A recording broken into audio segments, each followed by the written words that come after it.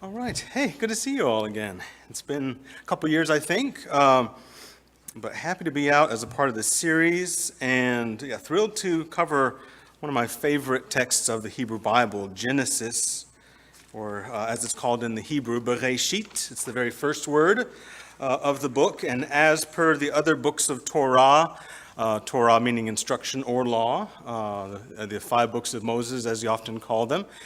In Hebrew tradition, they get called by one of the first words that occurs in the text. And so in the case of the book of Genesis, as we call it, it happens to be the very first word. And yet, for us in English, that one word in Hebrew translates into 3, in the beginning. And so it says it all. In the beginning, a great way to designate this book. Genesis, the name by which we call it, comes to us by way of Septuagint. The Septuagint is this ancient Greek translation of the Hebrew Scriptures, a translation that began in the early 3rd century BC in Alexandria, Egypt. And by designations from that translation, it was called Genesis. So we haven't changed it all that much in English. And Genesis in Greek means begetting, or birthing, or origin, you could even say, origin, source. So even that title seems to fit what I think many of you in this audience know about the nature of this book. It is a book of origins, isn't it? Now, another way to look at the entirety of the book of Genesis is to frame it according to this oft-repeated word that comes up in very key intervals in the text, and this is this word toledot in Hebrew. Toledot means generations.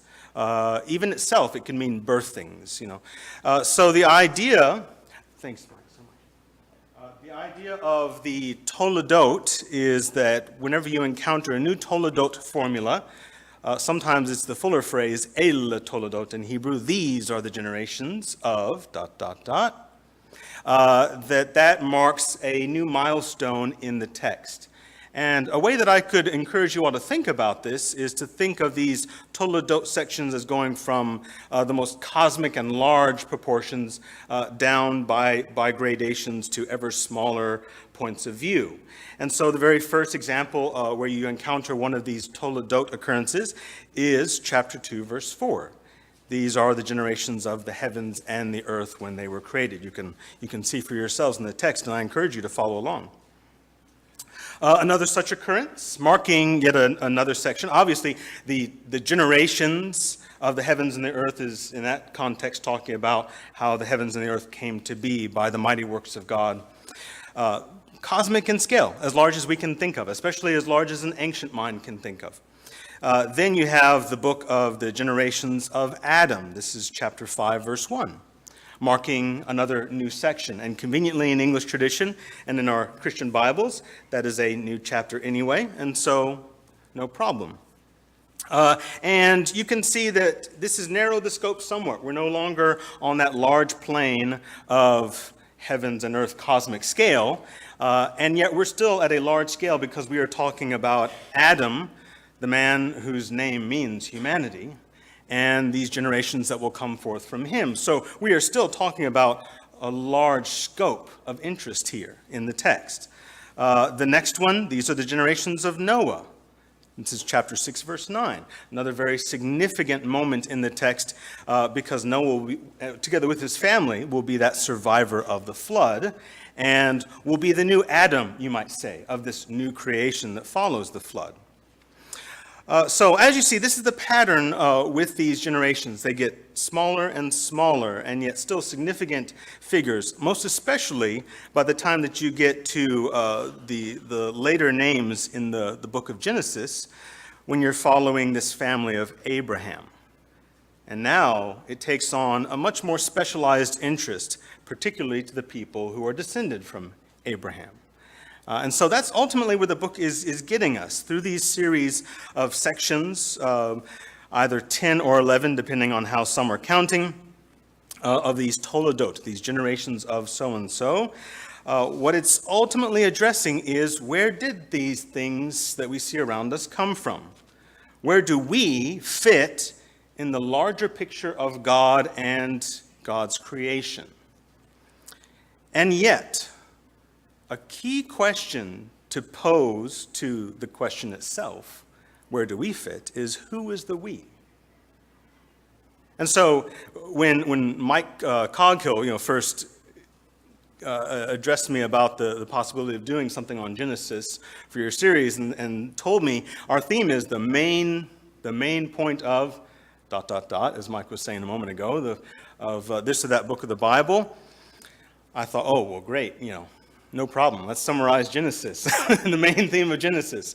But if pushed to such a task, what I would leave you with this evening, if nothing else, as I encourage you to yourselves go and read the book of Genesis. It's a fabulous, epic piece of literature about God, God's creation, God's people, is to come at it with this in mind. Yes, it is a book of origins. It's a book of where do we fit in the bigger picture. But again, the question that I would leave you with is who is the we? Far too easy when it's in our hands in a nice modern binding, which can make us forget that at first it was in a scroll, and translated into English, it can be far too easy for us to say, well, the we is we ourselves. We can easily plant the church in the shoes of that original audience and say, yeah, this is how we, the people of faith today, in the Christian context, this is our origin story. And don't get me wrong, ultimately, because we share that heritage of faith, and as Paul would say of the Gentile part of the church at least, that we were grafted on, nevertheless, we can't forget that, as Paul said, we were grafted on. And so before the story became ours, it was the story of ancient Israel. And accordingly, one thing that I would leave with you in this evening's discussion, and I'll try after summing up in just these few short minutes, Genesis, I'd like to leave some time to hear your thoughts, your questions as well, and we'll do that, I guess, after the taping.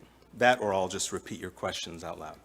So, I want to leave you with that idea that this is not first a message that was delivered to us, but to these ancients, and more specifically, not just any ancients, but the ancient people of Israel. And so it spoke in a language that was their own language, Hebrew. And I don't just mean that in terms of technicality of language. I also mean it spoke culturally in terms that fit their context and don't necessarily always fit the modern context. And so we want to, as good students of the Word, to try to put ourselves as best we can into those shoes and appreciate something even more from this text, especially when, as I imagine for many of you in this group here, you may have grown up with these stories. Beloved, cherished stories with images implanted in our minds from great series of Sunday school lesson books, right? We have these pictures of Adam and Eve in the garden. We have the pictures of Abraham looking up at the stars. I don't know, if you're like me, I have them imprinted in me. And I'm thankful to my teachers from youth for that. But we want to add to that tonight, especially considering that we are an adult group of believers here, and dig even deeper into the text.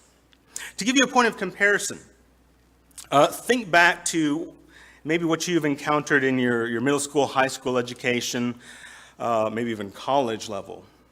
Perhaps you read or at least had summarized for you some of the storyline of Dante's The Inferno. Anybody? You can nod your head if that's somewhat familiar. Now, if I were to ask you, what is Dante's The Inferno about? What comes to mind? Well, simplest, straightforward answer might be, it's Dante, the man's journey through hell. An imaginative telling, to be sure, and he's led through these infernal regions by Virgil the poet, that great Latin poet.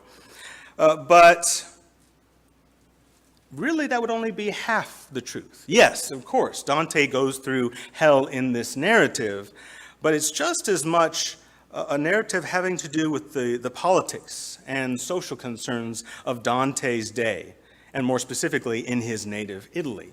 Things that were going on, upheavals. And this is what Dante was commenting on in a narrative that first smacks us aside the head with the idea, oh, this is about religious themes. Yes, it is, but it's also about politics. It's also about social concerns and social reforms that are needed. Likewise, I might say the same thing about Paradise Lost, right? A book some of you, again, may be familiar with, written in the 17th century by Milton. And again, what would you say that's about? It's about Adam and Eve being cast out of the garden, but it's a lot of backstory to that, right? And it's about Satan and his angels falling from the presence of God and forming their own counter kingdom, all of that. And you'd be right on one hand, and yet there too, that narrative has a lot to do with the politics of the day that were happening in Milton's own native England and the Civil War that broke out in that century. So, what I would tell you about the book of Genesis is, yes, it is true that the stories that you've taken away about origins of all things, yes, that's there. The origins of various peoples of the earth, and then coming down to this family that would become the nation of Israel, yes, that's there. But there are also sometimes some subtler politics of the day that are being addressed in these writings. Now, as Mike mentioned just moments ago, and I just found out recently, we're not going to break up this lesson tonight into the two sections, which is unfortunate because it would be perfect for Genesis. Genesis has two major literary units that you can break it down into. And so these are, the first one, the primeval narratives, they get called, primeval, meaning the first epic, the first era of conceivable time, in the beginning, right? And the things that follow closely on the heels of that. What happens with the advent of humanity and the falling away, the distancing from God, early conflicts. That's the primeval narrative.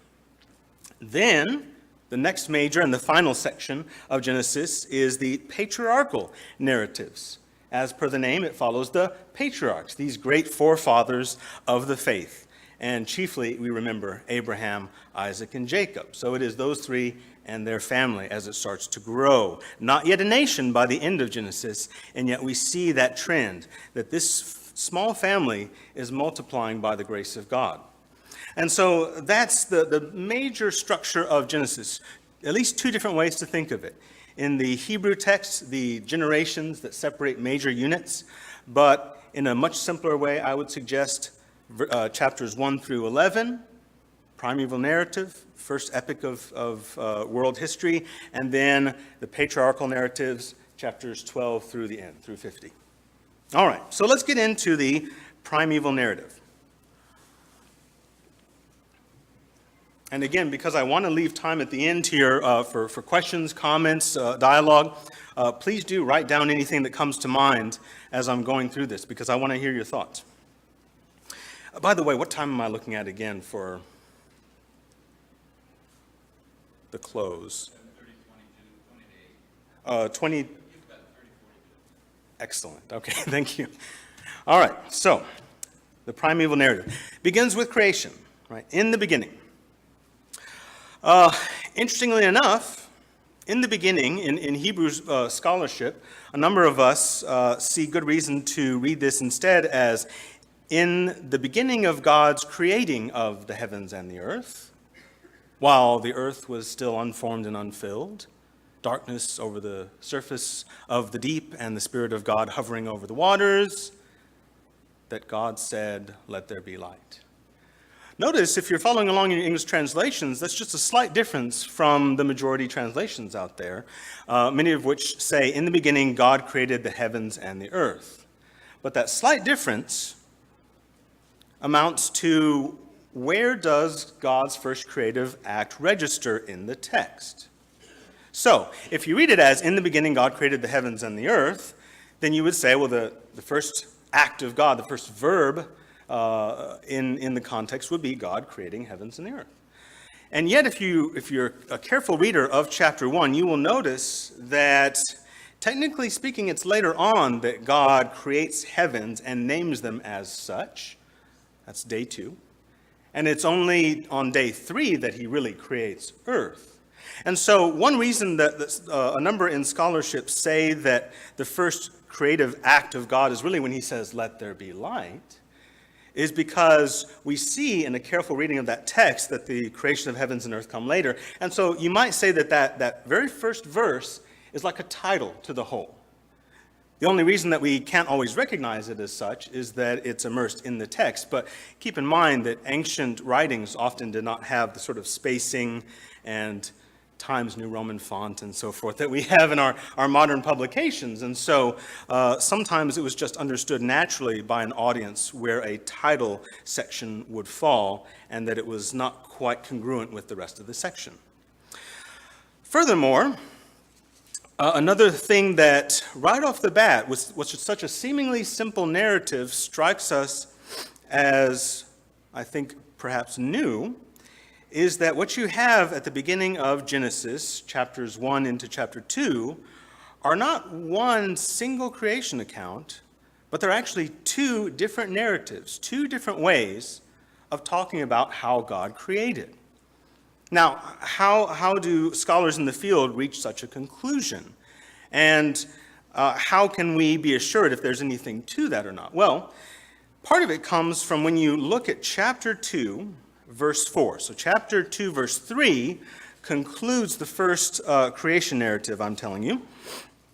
And this is when God has blessed the seventh day, the Sabbath day, and it brings everything to a nice conclusion after that 7 days, that week of creation, as we call it. And then verse 4, these are the generations. Remember, I told you a moment ago, whenever you see generations, that begins a new major narrative unit in the Hebrew text. These are the generations of the heavens and the earth, or as many of your translations might say, this is the account, perhaps, right? The account. Technically, though, it's the same word that's used elsewhere and translated generations. But if you like, this is the account of the heavens and the earth when they were created. On the day Yahweh God, or the Lord God, created earth and heaven. Now, one reason that we might easily skip over this is because if you're already trained, if you're already thinking, well, I've heard about creation and it's mentioning this is the account, then we get the impression, oh, is this capping off what we just read? That would make logical sense, right? Nothing wrong with that kind of an idea. And yet it's not this alone that suggests to those who study this diligently that this is a new unit of text, a new narrative. It's also the details as chapter 2 plays out. If you're paying close attention, there are elements that are quite different in the telling of this story. Now let me talk about this as best I can with the two parallel narratives side by side. And I hope you'll enjoy with me just the beauty of the composition here of how each of these is put together. So, have you ever thought about the memorizing of the days of creation? How many of you, by the way, had to do that when you were a kid in Sunday school? Memorizing the days of creation. Not as many as I thought, or a little shy, that's okay too.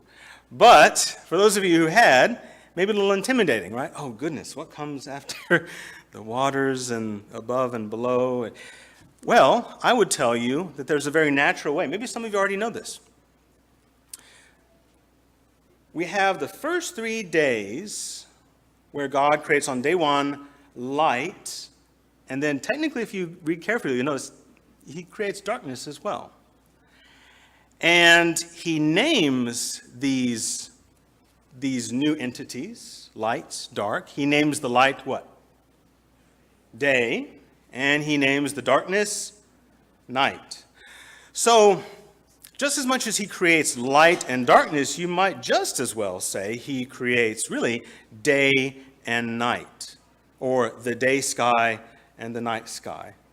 And it's convenient because that actually shows the passing of time on to the next day, right? There was evening, there was morning. Day 2, we are told that God separated the waters. Let there be an expanse, as many of your translations may have, or firmament. Technically, the term in Hebrew there, rakia, means a hammered out substance. So, more or less, it's the idea of a dome. Now, keep in mind, this is for an ancient audience, right? The major point here is not the science of it all, but the ethics of it all. Who is doing the creating, and why is he doing the creating? So, he creates out of good intent, goodwill, this firmament, this expanse to separate waters above from waters below. Now, many of us, when we hear waters above, we might be inclined, once again because of our modern stance, to say, oh, we're probably thinking here about clouds up there, right? Of all their varieties. But not the ancients. The ancients, and we can tell this from a number of other pieces of ancient literature about the creation of all things, many of them, especially from the ancient Near Eastern world, had this in common, that they thought of our little bubble of existence here on the planet Earth as being quite literally a bubble with a dome above us that keeps out these waters of the cosmic ocean from crashing down on us and snuffing us out. And so this is what's meant when the text says that this expanse separates the waters above from the waters below. All right. Already, we are into territory that is not the same as what we encounter in our modern world. But again, that's okay. This is not first written for us. It's written in the language that's most pertinent and most useful to this ancient audience. And it still teaches them the same cores of faith as are handed down to us. So that's day 2. Day 3, God creates the earth. As the text says, let the waters pool together, right? And out of this process, dry land comes up, earth comes up. Now notice, first 3 days, God creates the day sky, the night sky, day 1. Day 2, God creates the upper waters, and he names them heaven or sky. For the ancients, by the way, certainly in Hebrew, there is no distinction in terminology, sky, heaven. And day 3, God creates land. Are you noticing some commonality here? I'm seeing a lot of stage setting, but no actors yet, right? Aside from God. So, the first 3 days, a nice, easy way to remember it, if you didn't already know this mnemonic device, is God creates the environments. Day sky, night sky, sky altogether, right? And seas, and then land. Then, the next 3 days are perfectly opposite the environments. So, day 4, which would be opposite day 1, God is going to create those beings that will inhabit the day sky and the night sky. So day 4, as you follow along, that's the day where God creates the greater light and the lesser light, sun and moon, and the stars. And the text says he creates them to rule or govern. Now, this is an interesting point here because, yet again, it requires an imagination that is dwelling for a moment, at least, in the ancient mindset.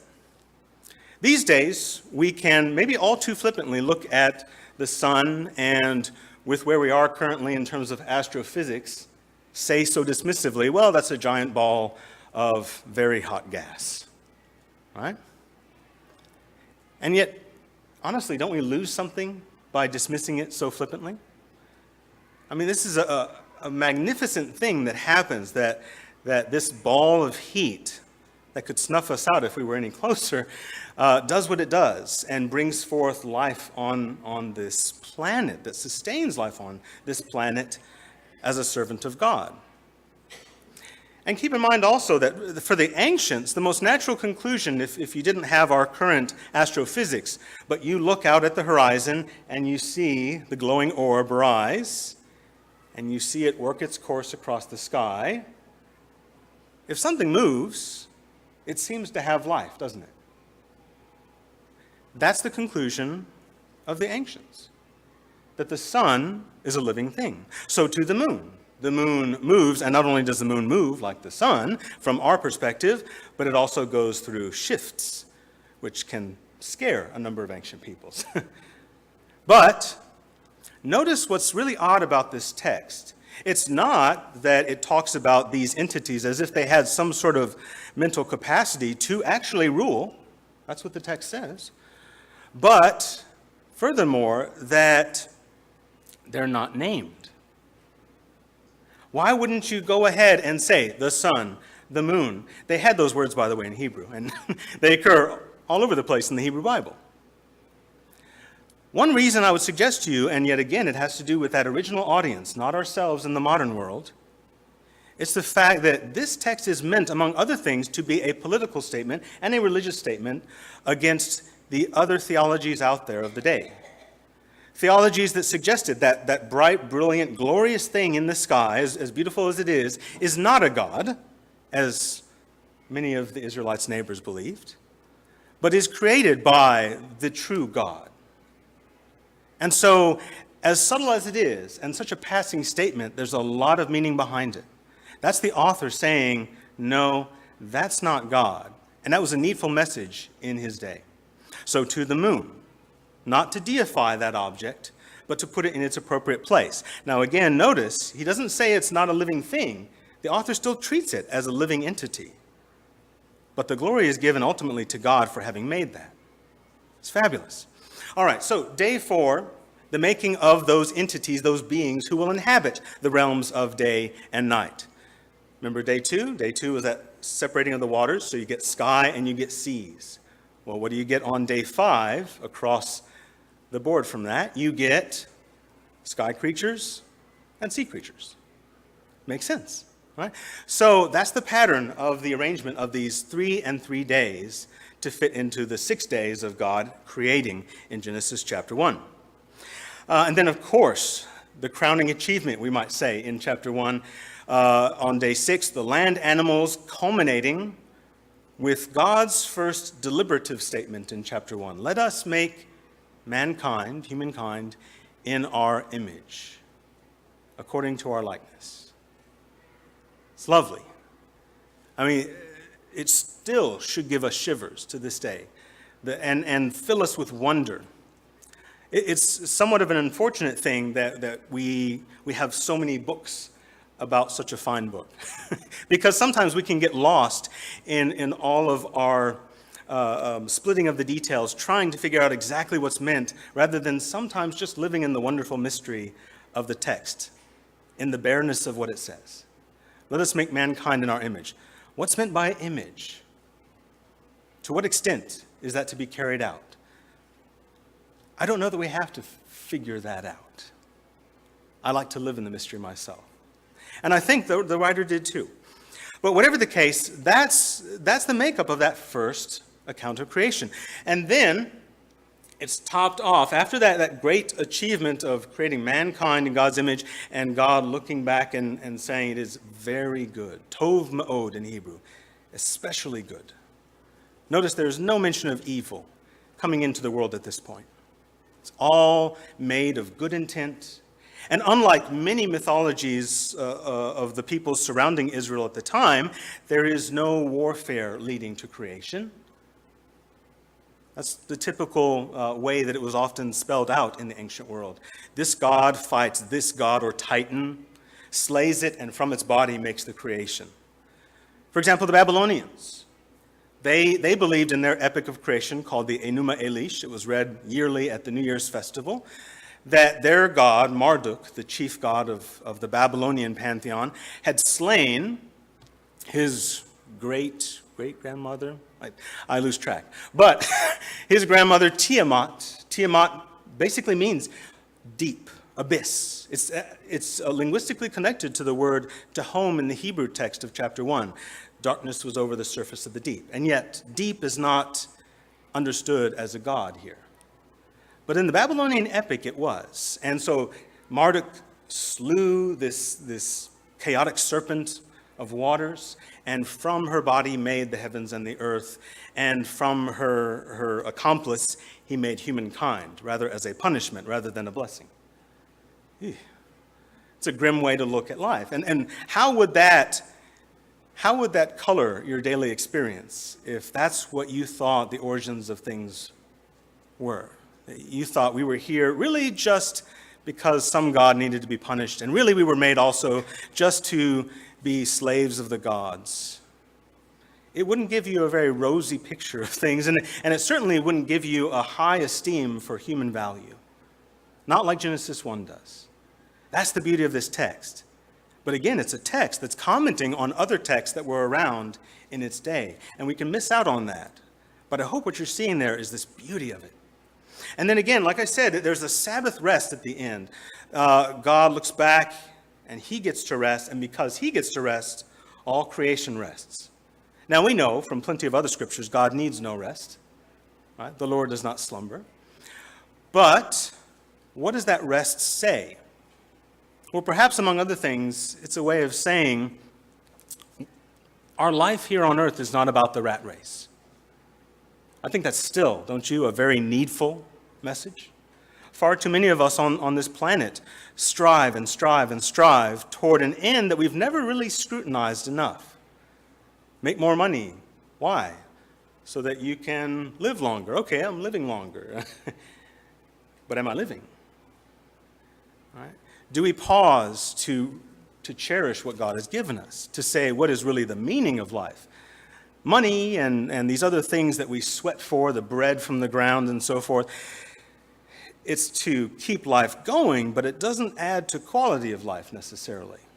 That's one thing we can take away as moderns from the Sabbath lesson, a lesson that unfortunately is all too lost on many Christian communities. Now, for many modern Jewish communities, they still practice Sabbath. And I think if you were to ask any number of Jews, they would give you that sort of same response. Sabbath reminds me of what I'm about, that I am made in the nature of God, I'm made in the image of God, and that I get to partake in that rest. It's beautiful. Another thing that's not mentioned specifically by this text is that to the ancient mind, a God resting would signify a temple, even if a temple is not mentioned. So, like I mentioned with that Babylonian epic of creation, Marduk, after he had slain the beast and made creation, he rested in this magnificent temple that was made for him. Temple, by the way, in the ancient mindset, and Israel is no exception, temple was the focal point. It was considered the navel of the world, the middle of everything. So, of course, wherever you lived, that's the middle of the earth, right? But the temple was a microcosm. It was a small representation of the larger concept of the cosmos. So if the temple is right and ordered, you have a peace in your heart, so as to say, God is in his holy temple. Let all the earth keep silent before him, as the prophet said, right?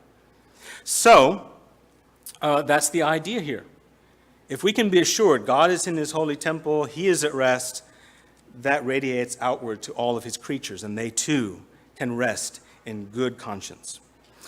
That's the first creation account. Creation account 2, notice what's different. First creation account, God creates by word of mouth, right? As many of us like to call it, the divine fiat, from the Latin translation of let it be, let there be light, and so forth. So by divine fiat, let there be, and it happens by God speaking it so. The second creation account, I want to go here on your memory, or just looking at the page in front of you. What is the mode of creation that you seem to see there? Chapter 2, verses 4 and following.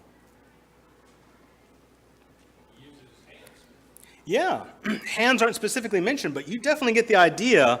You get a picture in your mind, don't you, of God with hands.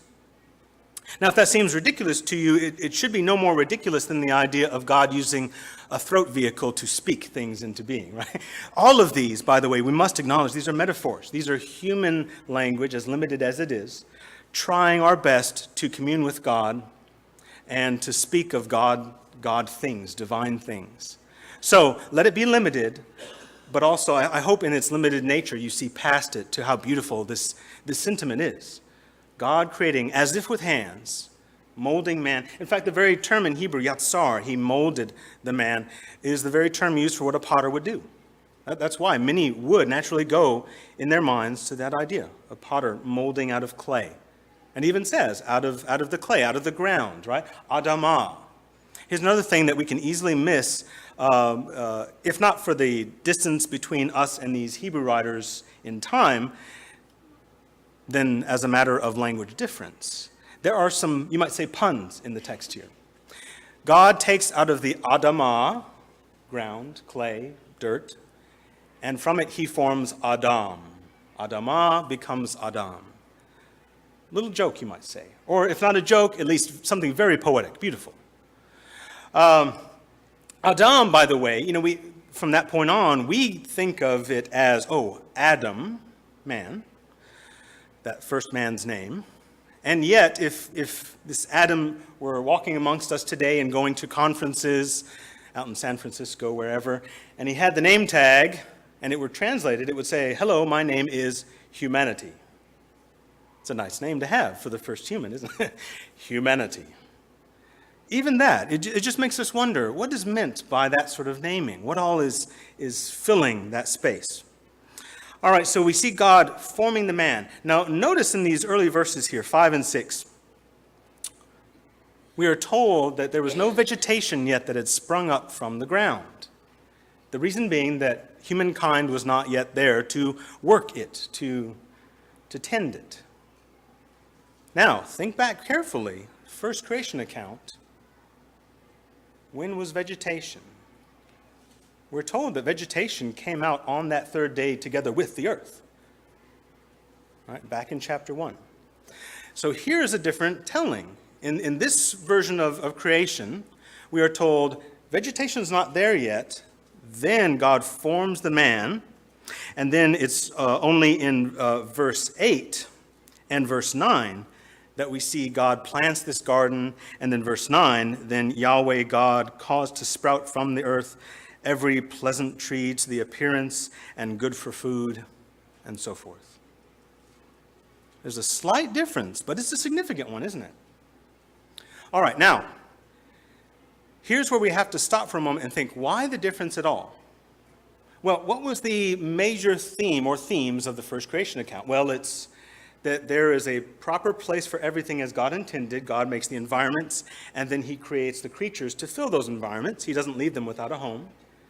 And so there's a balance there, and there's a poetry, you might say, to the arrangement of that piece, and especially a poetry that culminates in that seventh day, the one that doesn't have a pairing, right? Because the seventh day is Sabbath day, Shabbat. It's the day of rest. So the first narrative is a Sabbath narrative. It's about how these original ancient Israelites who read these sort of texts could see in their weekly ritual, their weekly observance toward God, that what they were doing is reflective of what God does, and it's a way of celebrating their relationship with God. Chapter 2 also celebrates God's relationship with mankind, but in a slightly different way. Here, the relationship is celebrated in terms of that intimate language.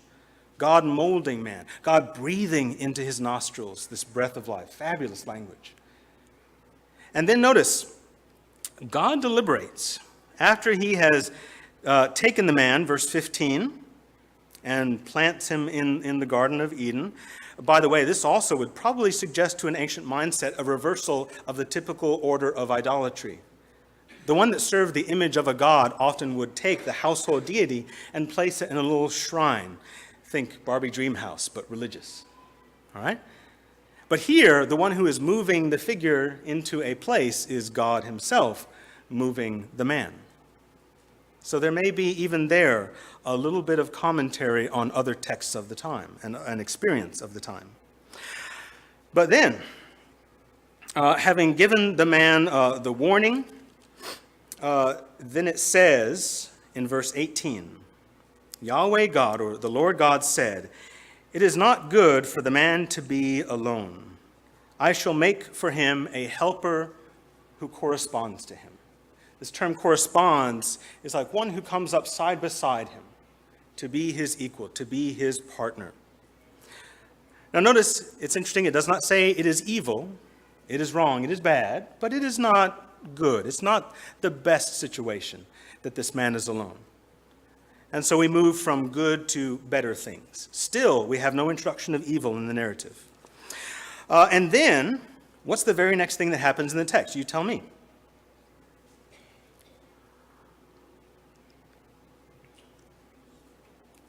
Say again? Well, he hasn't formed the woman yet, right? Yeah. So he says it's not good for the man to be alone. The very next thing, and in fact, not all English translations reflect this, but in the Hebrew, it reads in such a way that it should be rendered in verse 19, then the Lord God, or then Yahweh God, formed from the dust or from the ground every wild creature and all the birds of the skies and all that. It's sequential action.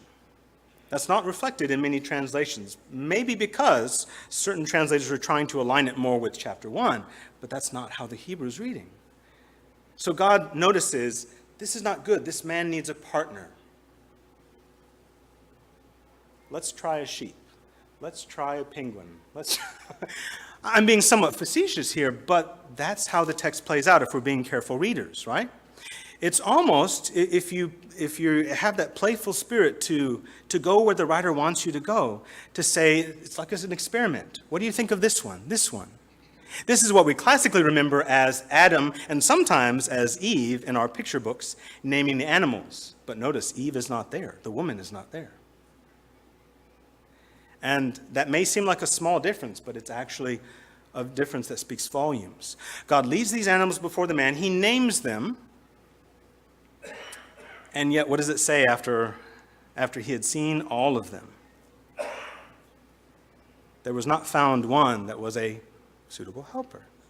So, this is like a trial and error process. It's not really about Adam demonstrating authority. I mean, maybe that's partly implied, but it's really about Adam trying to find somebody that really is that suitable partner, that soulmate, you might say.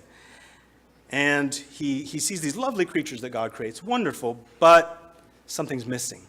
And then we have that fabulous passage. It sounds like a dream state. And for ancients, dreams had the possibility of meaning so much. They could be divine communications. So God causes this deep sleep to fall upon the man. He takes from his side and forms the woman. And then, verse 23, then the man said, as I would translate it, this finally is bone of my bones and flesh of my flesh. For this reason she shall be called woman, for she was taken from man. It's convenient that in English, woman and man sound so similar. So do they in Hebrew too, so that's a point. But here you have the celebration of marriage. Here you have that celebration of love. When you find that perfect partner and you say, yes, this is right, and I thank God for this. It's fabulous. But again, for it to be as wondrous as it is, it has to tell the story of creation in a slightly different way. So one thing I want to leave with you, and we can talk about this if we have some time at the end. What do we do with text like that? When perhaps we go to a text like Genesis, it's at the very beginning, and it says in the beginning, and we're saying, okay, tell us exactly how things played out. And we're imagining as those who are still somewhat products of the Enlightenment, products of modernism and modern thought. We're saying, well, make it scientific for us, right? Make it sound like the language I want to hear when we talk about how things came to be. And I would suggest to you that the author, and even more importantly, God, working through the author, would say, no. This is not meant to be the telling as you want it to be. This is the way that it's supposed to be. It's poetry in a manner of speaking. Now, not full-out poetry like, say, the Psalms. But still, it has some poetic turns to it, some beautiful wordplay and so forth that suggest this is not just about telling us the raw details. It's trying to fill it with a life of its own so as to say, celebrate this. Enjoy the fact that God created all things. Because really for the ancients, they weren't trying necessarily to figure out precisely how all the created elements came to be. And furthermore, they really were not debating whether God made things. That was hardly on the table for them philosophically. That wasn't until much later. That was a foregone conclusion. But really what these texts tell us is that the God that Israel serves, a God without image, is this kind of a God. And the only creatures that he made in his image, that is to say, touching at all upon the divine, are humans. So don't bow to this greater light and this lesser light, which don't even deserve to be named. Don't shudder at Tiamat. Don't worry about these things. Your God created all things with good intent, and therefore their beginning and their end has good purpose behind it. Already, I've used so much time just to talk about those two narratives, and yet so much is behind those that we need to readjust our mindset to appreciate these days. If I can summarize a little more quickly some of the other elements, and if we have any time, we might talk a little bit. But after the creation, we get into the fall. The fall, however, is what we call it. Once again, I would suggest this is not the ancient designation of a text like this, but it's what we've added through later theology and church tradition. The word fall never occurs in the text. Interestingly enough, neither does sin. Now, hold on. I'm not saying that what Adam and the woman, who we get to know later as Eve, what they do does not count as sin. Of course, it's going against the will of God. It was the poorer choice to be made. But it is still interesting that it's not called sin. Sin does not occur until the Cain narrative. When Cain is warned, sin is crouching and ready for him at his door. And there are a number of elements here, too, that we can miss because of their subtlety, but there is a great poetry to be had here. For one thing, this new narrative of the fall begins in the last verse of chapter 24 that says the man and the woman were both naked, and they did not know it, right? Then the very next verse, if it were up to me, many of you would probably say that it's a good thing it's not, I would have put the chapter separation one verse prior. I would have put it right before the final verse of chapter 2, because that verse, final one of chapter 2, goes right next to the first of chapter 3. The serpent or the snake was the craftiest creature, right? Of all that God had made. Now, the word in Hebrew for naked, arom, sounds very much like the word for crafty or shrewd or even wise in the right context, arum. And so those words are at play with each other. The man and the woman are naked, arum. The serpent is wise or shrewd, arum. And so you see this balance of two features. Furthermore, some of the terms that come up in this garden narrative, the tree of life, it's a common metaphor in the ancient Near Eastern world. Among those living in Mesopotamia, it was often a symbol for good kingship. So if a king exercised authority rightly, being himself humble before the gods, before heaven, and therefore delivering justice as a vicar to the people, then the king himself is like a tree that is fruitful, and he brings life to all those under his shade. That may ring a bell if you're familiar with Daniel chapter 4. Then there is the tree of life as it's used in Hebrew scriptures elsewhere, such as Proverbs, where it is one of the synonyms for wisdom. Wisdom is a tree of life. For example, you can find this in Proverbs 3, verse 18.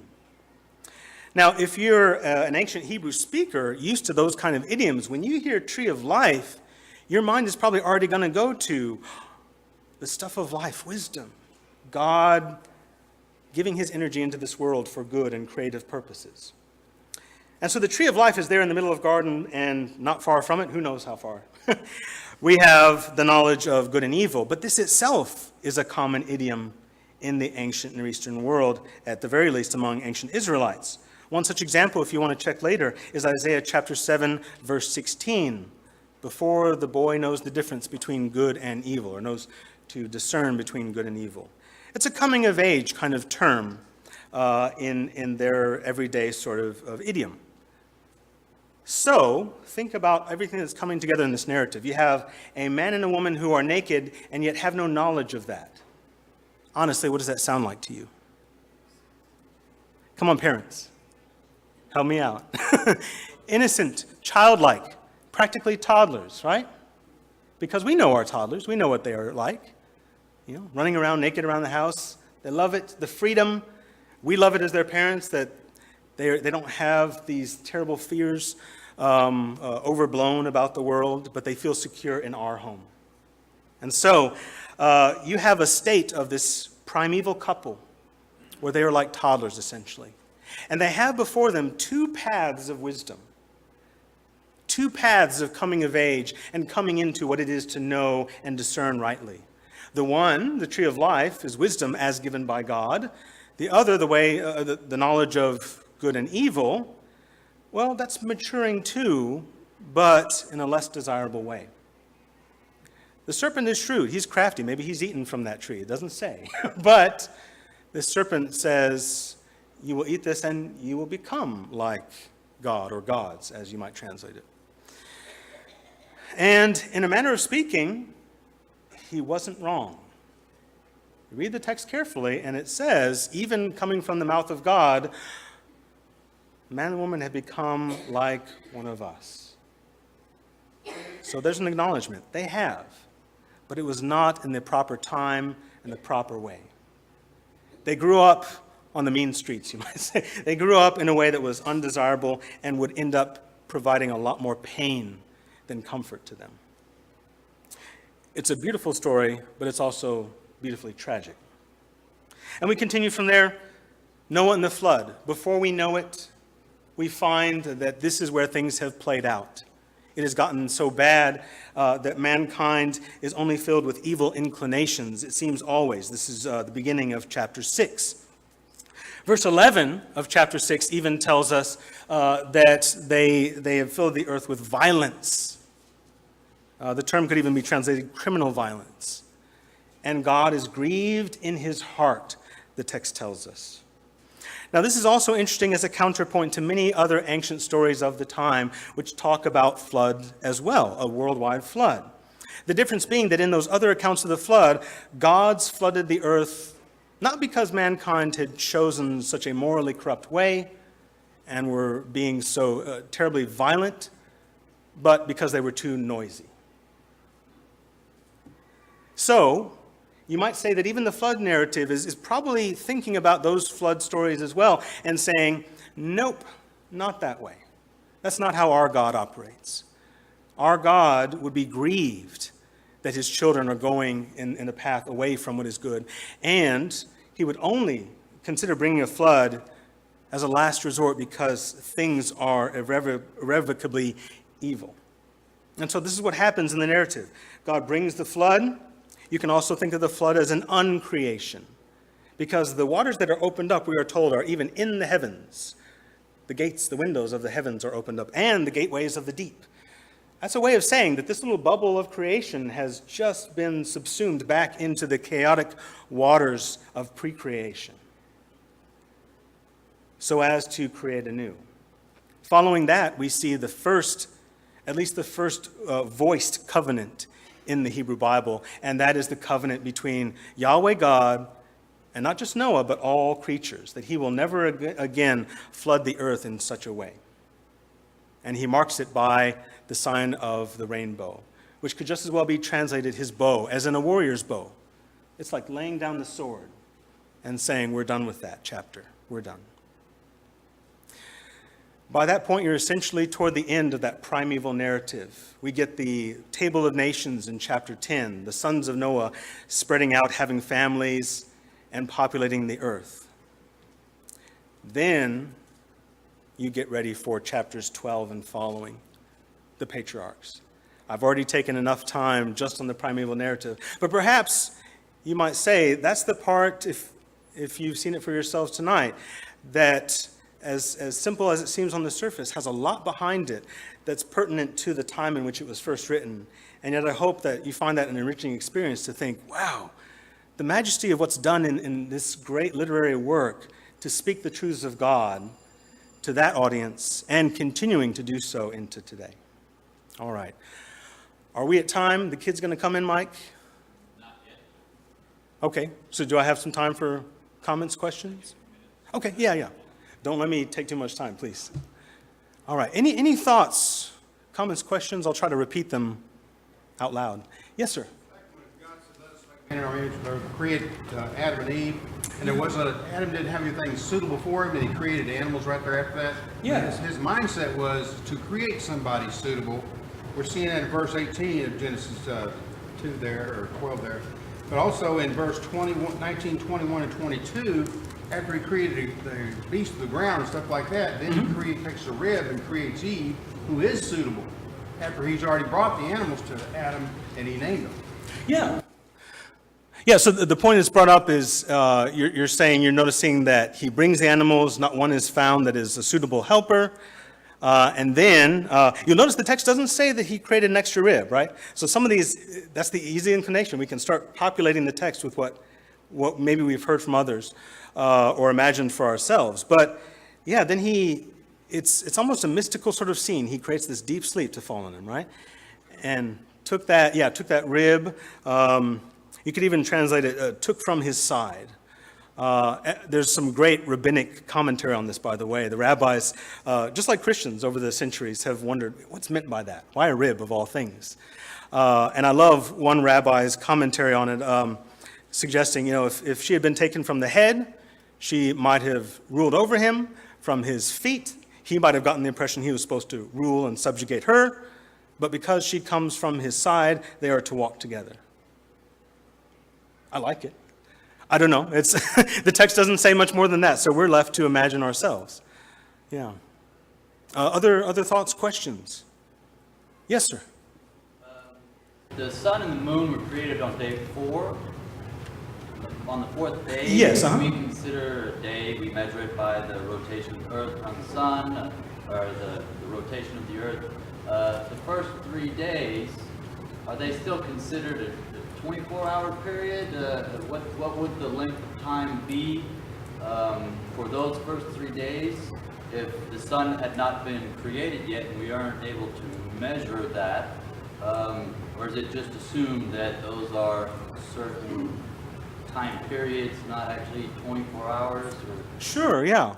And it's a great question. I mean, you're among a great multitude who have thought that, along these lines. What do we do with those days? And with no sun present at first, how do you even mark those days? What I would suggest to you, especially as little as the writer says, is to live in that poetry of it. That it's not really even supposed to be speaking with the technicality we would bring to it ourselves. At least those of us who are scientifically minded, we want to figure that kind of stuff out. But for the ancient audience, it's just one of a number of ways that you could even talk about creation. And hence, that's why I brought out that chapter 2 is yet another way.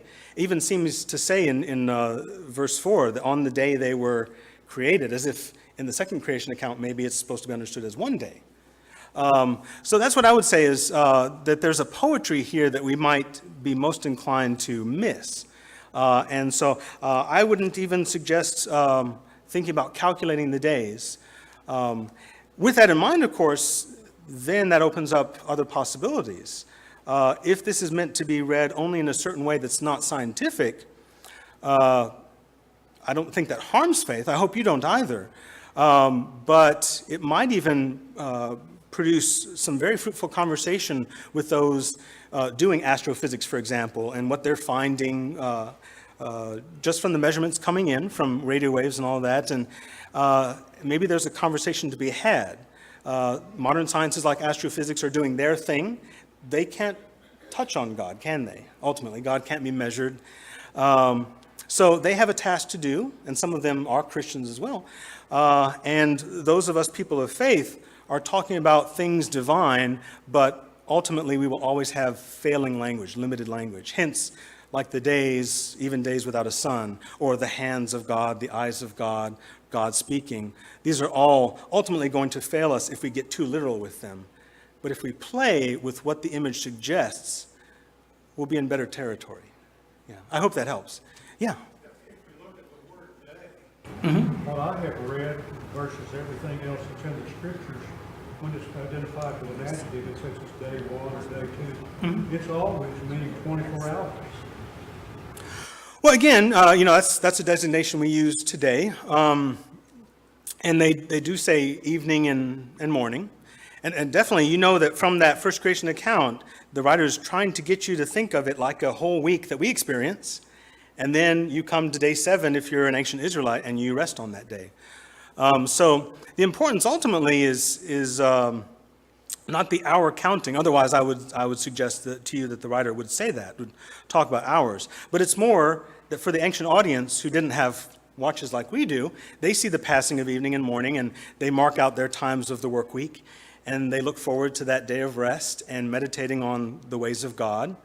And so this is a text that is supposed to transport them as reflective readers into that experience and say, yes, in my work week, I feel a communion with God who worked creation.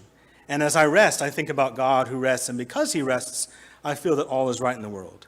Now, when the temple was destroyed in Jerusalem, keep in mind that was a point in time when your average Israelite probably couldn't read. And so for them, the centrality of their religious experience was at the temple. Imagine having all the Bibles in the world burned up, destroyed. It would send you into a tailspin, wouldn't it?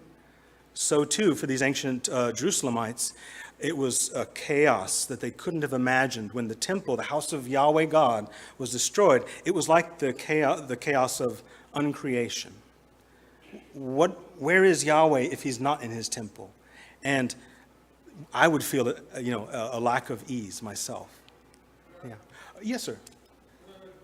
Be another instance in which God, in his revelation, uses expressions for our convenience, such as sun up or sunrise, that's in Scripture. Yeah. And yet, by scientific patterns, the sun's not doing it. Yeah. We're floating around it. And an eternal God, who is timeless, could, for the convenience of us, show stages of the formation, and he could put in the expression first day, second day, in order for us to comprehend the stages he's going through.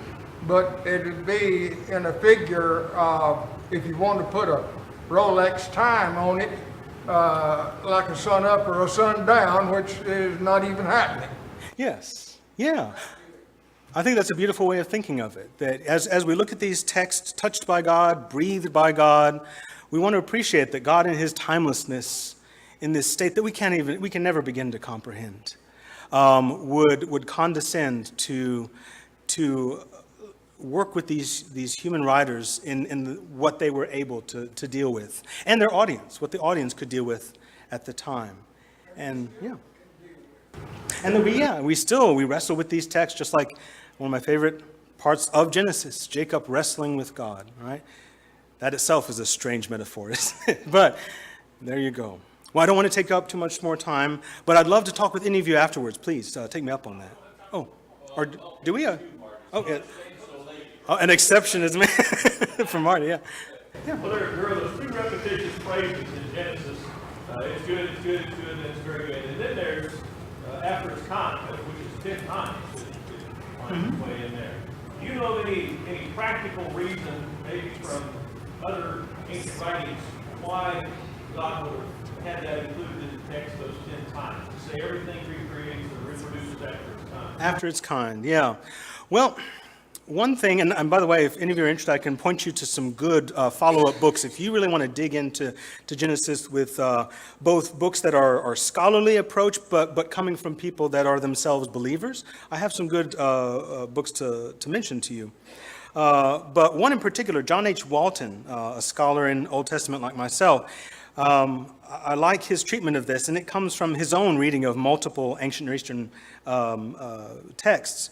But he points out that in creation mythologies, creation stories of the ancient world, especially around the Mediterranean region, ancient Near East, those people are not, their philosophy of creation is not interested in how the essence of things came to be, but rather about how did things get their function, their role. And so when you hear this designation, each one according to its kind and all of that, this is like the creator God who is putting everything in its proper order. In other words, no more undifferentiated chaos. And so all of the tiny details are already set in motion, and given their agency, God has delegated. And so that would be the takeaway I would say for this, is when it specifies each according to his time. It's almost a shorthand way of saying we're not even going to get into every last little detail and germ here, but it's enough to say God had it all in mind, even the ones we would forget, and set those rolling and blessed them and gave them their designations. Once again, I mentioned the Babylonian epic. Marduk did the same thing in that epic. Once he has defeated chaos and brought order, he names the constellations, sets them in order, assigns times and seasons and everything. And so the Israelites were not unique in saying that their God did that, but the major unique thing to take away is that their God did not have to do that out of conflict, but out of good intention. Yeah.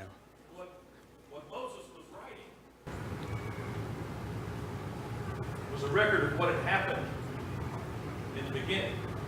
So even prior to the Enuma Elish, he's writing about a history that was even more ancient than that. Well, Enuma Elish has its origin earlier than these texts, but Not earlier than the creation. not earlier than the creation. Or, well, yeah, and so that's the interesting thing. You know, from where I would come at this, it hardly matters who writes about it first, but the bigger issue is who is touching upon these universal truths that God, that would reflect God, reveal God. And when I read a text like this, and I read through the Enuma Elish, not to say that there aren't certain things you could take away, at least as cultural lessons and so forth, I think there's a greater dignity to this text by far. It even says on that day when he creates the sea creatures, some of your translations will say he created the big sea creatures. It should be translated, he created the sea monsters. That's another poetry of the text. What it means to say is essentially, guess what? There's no Tiamat coming. Don't worry about it. God did not have any sort of enemy that could hold a candle to him. It's not going to happen. So it's almost like it takes Tiamat, what the ancients understood as this gigantic sea creature that was the ever-expanding waters, and puts it in the kiddie pool. It tames the beast. It tames the creature. And shows that it's a creature. Yeah. It's fabulous stuff. Thank you again for having me. Thanks, Grant. Yeah.